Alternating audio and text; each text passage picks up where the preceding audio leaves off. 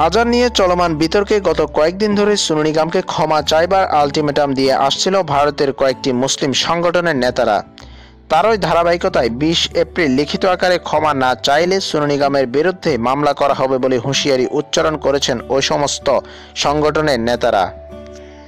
তৃণমূল কংগ্রেস ঘনিষ্ঠ সংগঠনের national chairman Nasir Ahmed শিলাগুড়িতে এক জনসভায় এ সমস্ত কথা জানান। জনসভায় তিনি আরও বলেন, সোনু নিগমকে আমরাও পছন্দ করি, কিন্তু সস্তা পাবলিসিটির জন্য তিনি এ সমস্ত মন্তব্য করে জনসম্মুখে এসেছেন। এর জেরে সংখ্যালঘু মুসলিমরা ক্ষতিগ্রস্ত হয়েছে।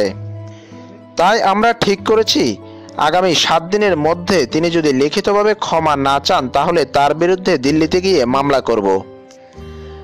ভারতীয় মানুষের ধর্মীয় অনুভূতিতে আঘাতের নামে সোনু নিগমের বিরুদ্ধে মামলা করা হবে। সোনু নিগম সংখ্যালঘুদের ধর্মীয় অনুভূতিতে আঘাত এনেছে। এদিকে 7 দিনের আলটিমেটাম দেয়া হলেও 3 দিনের মাথায় ইচ্ছাকৃতভাবে ধর্মীয় অনুভূতিতে আঘাত হানার অভিযোগে ভারতীয় সঙ্গীতশিল্পী সোনু নিগমের বিরুদ্ধে মামলা দায়ের করা হয়েছে।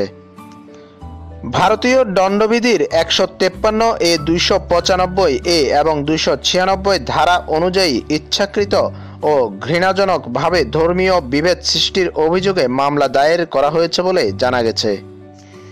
গত বেশ কয়েকদিন আগে আজান নিয়ে বিতর্কিত টুইট দেওয়ায় এই তোপের মুখে পড়েছে সোনু নিগম। সামাজিক যোগাযোগ মাধ্যম টুইটারে তিনি বলেছেন, আমি মুসলিম নই, তবুও প্রতিদিন সকালে আমার আজানের শব্দে ঘুম ভাঙতে হয়। ধর্মের নামে এই বর্বরতা আর কতদিন চলবে ভারতে?